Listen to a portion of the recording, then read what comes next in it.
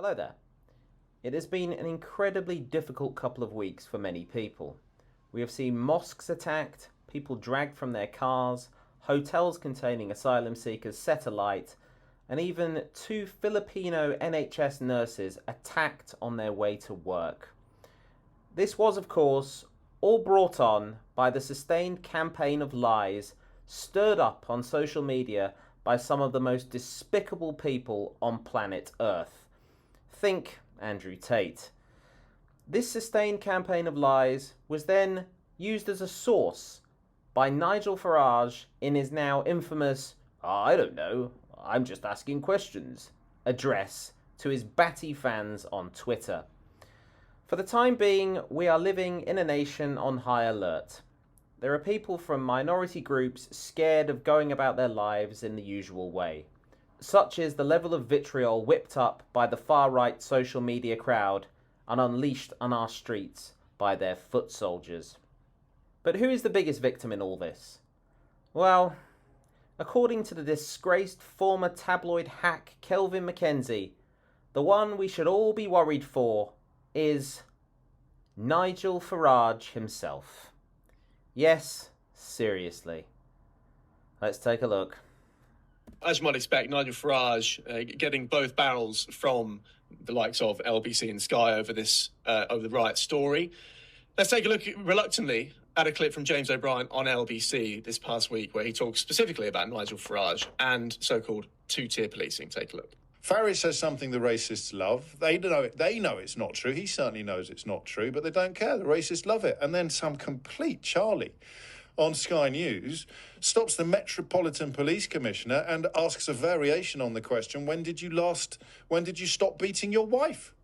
You ask someone, are you going to stop two-tier policing, which doesn't exist? Then you are asking a question based on the premise that it does. Absolutely appalling. So, James O'Brien works for Global. Global is by and large owned by Ashley Tabor. People say to me he's a decent enough guy, £100 million apartment in Harrods. Things have gone rather well. His father owns every other Derby winner for about the last 7 years. Another clever guy. What the point about that diatribe, which you may find attractive, is that pointing that Farage is responsible, Farage is a racist, Farage is this, Farage is that. I've known Farage 30 years, never said to me or to anybody one single thing which could be construed as racism. Now, the effect, though, of that kind of attack, constantly blaming him for him, is that today Farage is a very frightened guy and has had to have multiple security guards paid for by the Home Office, right, in order to protect himself.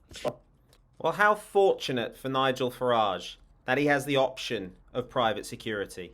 Because the people attacked during the riots, he helped stir up, certainly didn't have that option, nor indeed do they have that option today and beyond as they struggle to adapt to their new normal.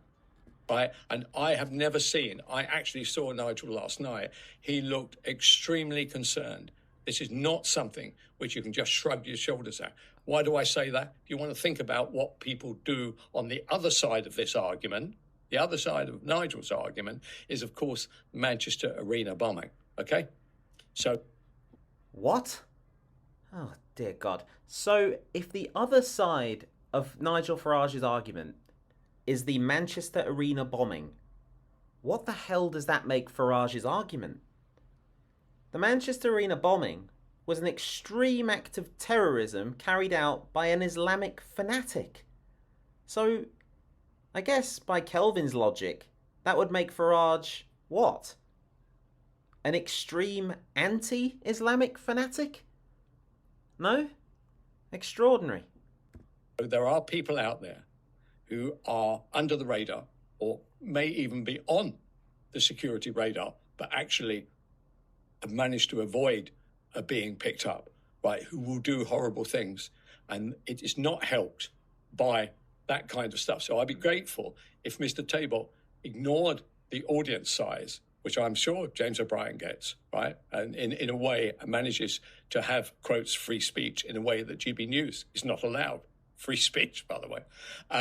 But I would ask him to bear in mind what the price of that free speech might be. This is a total mess of an argument. Farage participated in conspiracy theories which certainly helped ignite the rioting. All sane people agree on this. But apparently, it's James O'Brien who should be sacked because he might one day say something which may encourage some loon to go for Farage. Am I understanding this right? Even by Mackenzie's low standards, this is extraordinary drivel. I mean, just in the last few years, we've had Joe, because Nigel's an MP now. Nigel Farage is an MP. Yeah. So we've had Joe Cox and David Amess. We have. I mean, he was attacked. He had milkshake thrown on him during the election campaign. That could have been anything. It could have been. I totally agree. And of course, when Joe Brand made the gag about why did they bother with milkshake on a previous occasion, why didn't they try it with battery acid, right? All that you got from the BBC was, the audience will understand that was a joke, right? There are some very crazy people out there, Miss Brand. Yeah, you might be one of them. I don't know, who might take that kind of indication that they would get a position in society or a position in the hereafter that would put them in better shape than they are right now. So these are dangerous moments. So I'd ask Mr. Tabor if, when he comes out of his £100 million apartment, whether he might think that some of the stuff goes over the top. I don't know who handles it. O'Brien will be very pleased at this publicity.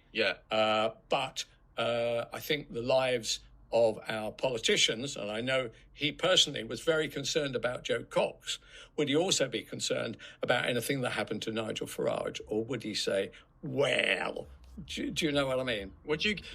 This is, to say the very least, disgusting. He is citing 2 murdered MPs to indulge in the hypothetical assassination of Nigel Farage at the hands of a madman spurred on by the words of James O'Brien. This is lunacy. One thing Nigel Farage could do to calm the atmosphere around himself and put himself at ease would be to apologise for his part in what happened in Southport and beyond. But he won't. You know why he won't? Because he's a coward who is scared of losing his fanatical following if he is seen to be apologising to the enemy. As for this hack Mackenzie, I'm not at all surprised he has found himself in the position of absolving Nigel Farage for his part in the riots, whilst also finding James O'Brien guilty of the hypothetical demise of Nige. Does it get more deranged than this? Sadly, it probably does. Don't forget to like and subscribe. Thank you, folks. Take care of yourselves, and I'll catch you again soon.